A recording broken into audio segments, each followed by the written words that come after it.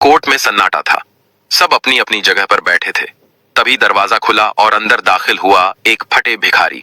लोगों की निगाहें तिरस्कार से भर गईं, लेकिन अगले ही पल जज अपनी कुर्सी से उठ खड़ा हुआ।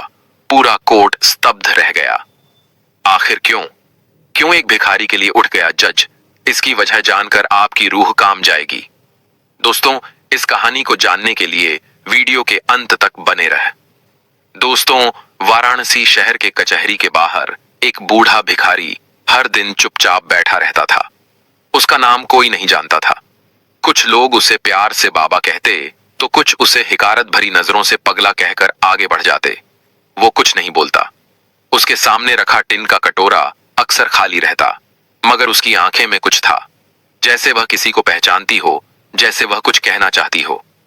हर सुबह ठीक 5 बापिया को 5 बजे बाबा उसी मंदिर के पास आकर बैठ जाते। उनकी कमर झुकी हुई थी, फिर भी वह पूरी शान से सीधे बैठते, जैसे कोई पुराना सैनिक अपनी आखिरी सलामी दे रहा हो।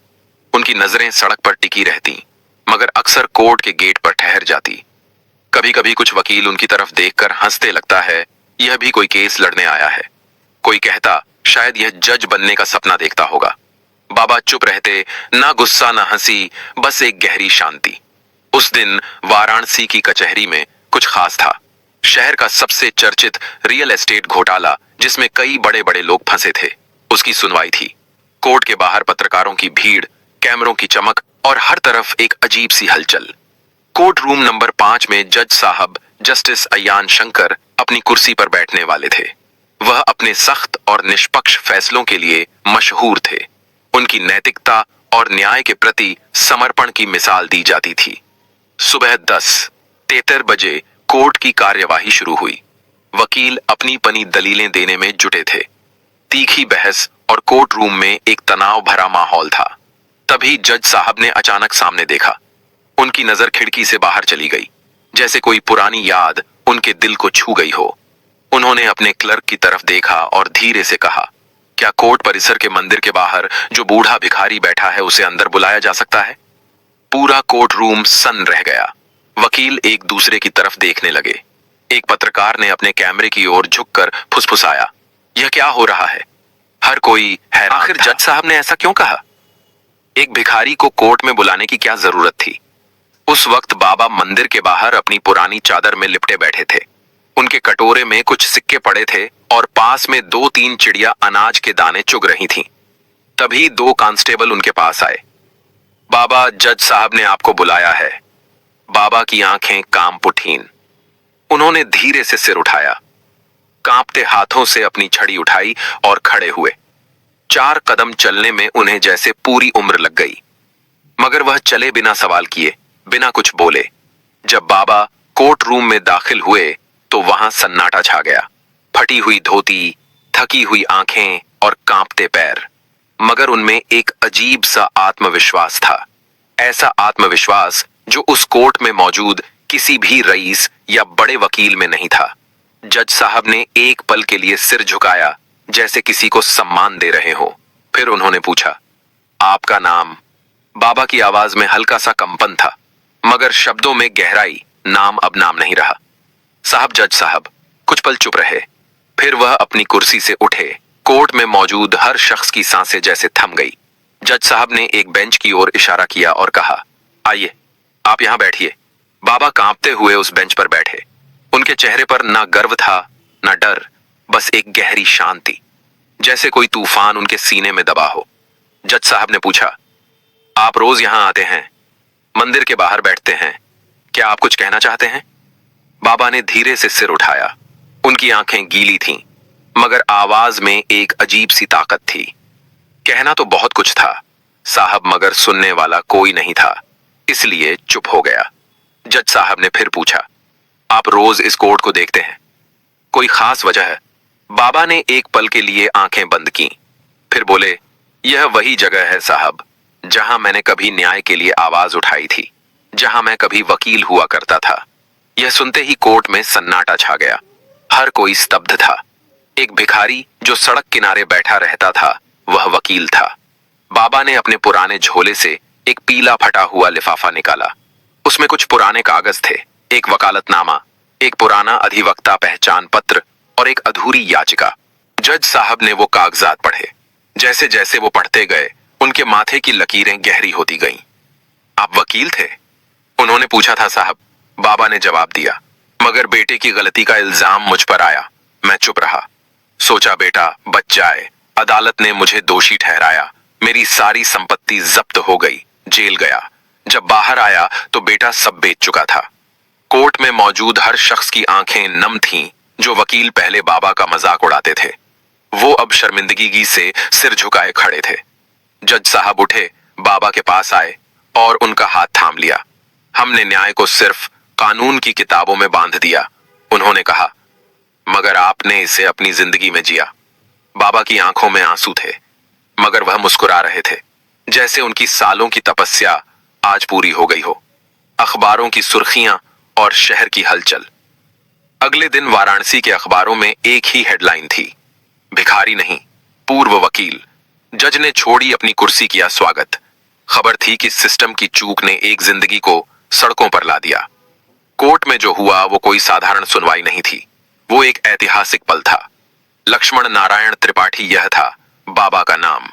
एक समय में वाराणसी की कचहरी में उनका नाम हर वकील की जुबान पर होता था। वह गरीबों के केस मुफ्त में लड़ते, कभी घूस नहीं ली, सरकारी अधिकारियों से आंखें मिलाकर सवाल करते, उनकी खासियत थी। मगर एक दिन उनके अपने बेटे राघव ने उन्हें धोखा दिया। राघव एक रियल एस्टेट घोटाले में फंस गया। सारे दस्तावेज लक्ष्मण नारायण जी के नाम पर थे, क्योंकि राघव ने अपनी खराब क्रेडिट हिस्ट्री की वजह से सारी संपत्ति पिता के नाम कर रखी थी। बाबा को कुछ पता नहीं था, उन्हें सीधे जेल भेज दिया गया। जज साहब ने उस दिन कोर्ट में पूछा था, आपने अपने बेटे के खिलाफ कुछ क्यों नहीं कहा? बाबा ने सिर झुकाकर जवाब दिया, मैंने जिंदगी भर कानून के लिए लड़ा, मगर जब मेरा बेटा सामने आया तो पिता हार गया। सोचा सजा तो खत्म होगी, बेटा गले लगाएगा, मगर जब जेल से निकला तो गेट पर कोई नहीं था। बेटा शहर छोड़ चुका था, मेरा घर, मेरी दुकान सब बिक चुका था। कोर्ट में उस दिन मौजूद वकील सुधांशु मिश्रा, जो पहले बाबा को पगला कहकर हंसते थे, अपनी कुर्सी से उठे। माय लॉर्ड, उन्होंने कहा, यह केस सिर्फ एक व्यक्ति की त्रासदी नहीं है, यह सिस्टम की चूक की मिसाल है। मैं याचिका दायर करता हूं कि इस मामले की दोबारा सुनवाई हो। जज साहब ने सहमति में सिर हिलाया। कोर्ट स्थगित हुआ, मगर माहौल बदल चुका था। उस दिन जब बाबा कोर्ट से बाहर निकले तो कोई उनका मजाक नहीं उड़ा रहा था। लोग उन्हें सम्मान की नजरों से देख रहे थे। किसी ने उन्हें पानी की बोतल दी, किसी ने खाने के लिए बुलाया। एक पत्रकार दौड़कर आया, बाबा, क्या आप कैमरे के सामने कुछ कहना चाहेंगे? बाबा मुस्कुराए, मैंने आज फिर से न्याय पर भरोसा किया है, और खुद पर भी। अगले दिन जब अखबार छपे और टीवी चैनलों पर खबर चली तो वाराणसी के लोहता मोहल्ले में हलचल मच गई। वहां कभी लक्ष्मण नारायण जी का पुश्तैनी घर था, जो अब एक बिल्डर के दफ्तर में बदल चुका था। उनकी बचपन की पड़ोसन कमला देवी फूट फूट कर रो पड़ी। हमें लगा वह मर चुके हैं, उन्होंने कहा, मगर अब जब वह जिंदा लौटे हैं तो शहर ने उन्हें भुला दिया। कमला देवी ने अपने बेटों को बुलाया और कहा, आज से हर रविवार हम बाबा को खाना देने जाएंगे। वह हमारे लिए बाप समान है।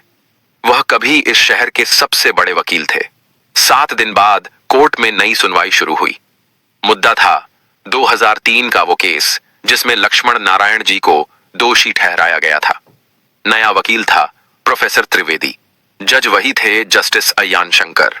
गवाह थे पुराने कागजात, बिल्डर की गवाही और एक रहस्यमय बेटा राघव, जो अब कहीं नहीं था। जज साहब ने आदेश दिया, राघव को कोर्ट में पेश किया जाए। अगर वह हाजिर नहीं होता तो गिरफ्तारी वारंट जारी होगा। उसी दिन शाम को बाबा कोर्ट की दीवार के पास चुपचाप बैठे थे। प्रोफेसर त्रिवेदी ने पूछा, बाबा, आपको डर नहीं लगता कि आपका बेटा अब बदला ले सकता है? बाबा ने हंसकर कहा, अब जो होगा न्याय ही करेगा। मैं अब सिर्फ एक इंसान हूं जो अपना नाम वापस चाहता है। जस्टिस अयान शंकर कोई साधारण जज नहीं। 20 साल पहले इलाहाबाद यूनिवर्सिटी में वह लक्ष्मण नारायण जी से मिले थे। बाबा उनके लिए प्रेरणा थे।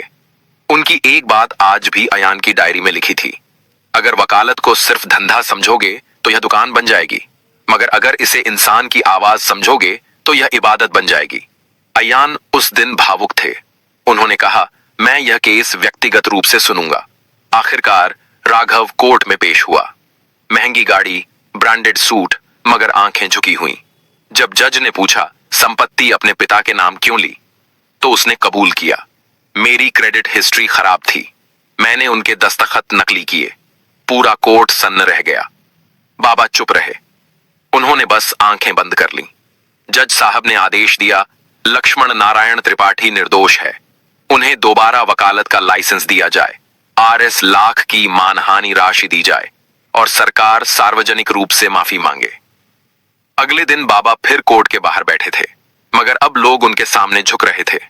कोई उनके पैर छू रहा था, कोई खाना ला रहा था। जज अयान शंकर चुपके से उनके पास आए और बैठ गए। आज मैंने न्याय नहीं किया, उन्होंने कहा, आज मैंने सिर्फ एक कर्ज चुकाया है।